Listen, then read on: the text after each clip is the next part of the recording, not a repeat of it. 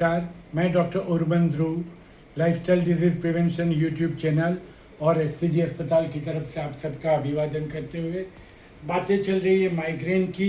और एक प्रश्न उठा था माइग्रेन का निदान करने के लिए कौन कौन से टेस्ट करने चाहिए। एक भी नहीं। माइग्रेन हिस्ट्री और एग्जामिनेशन पर से डायग्नोज होता हुआ एक रोग है, इसलिए न तो उसके कोई कंफर्मेटरी ब्लड टेस्ट होते हैं, न ज़्यादातर किस्सों में एमआरआई या सीटी स्कैन की ज़रूरत होती है।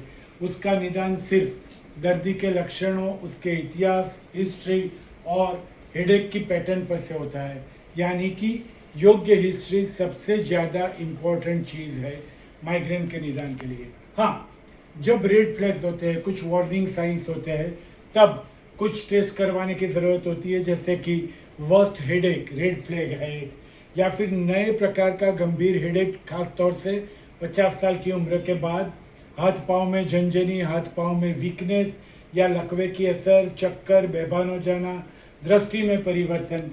कुछ ब्लड टेस्ट कभी कभार किए जाते हैं, हीमोग्लोबिन कितना है ये जानने के लिए, थायराइड का स्त्राव ठीक है कि नहीं ये जानने के लिए, विटामिन B12 का लेवल जानने के लिए, या फिर इन्फ्लेमेशन है कि नहीं उसके लिए कुछ ब्लड टेस्ट, और इम्पॉर्टेंटली आँख के अंदर का प्रेशर और आँख का विज़न। तो याद रहे, माइग्रेन डायग्नोसिस ऑफ एक्सक्लूजन है, यानी कि और अलग बीमारियां कोई नहीं है।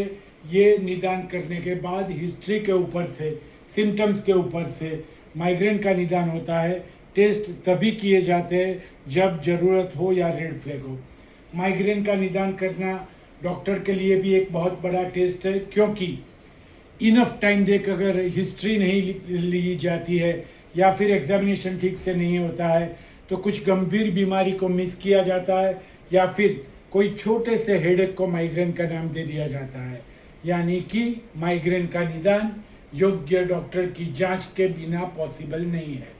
याद रहे, माइग्रेन कॉमन है, लेकिन अगर आप देखेंगे तो हर उम्र में टेंशन टाइप हेडेक माइग्रेन से भी ज़्यादा कॉमन है, और उसका निदान भी सिर्फ और सिर्फ हिस्ट्री और एग्जामिनेशन पर से होता है।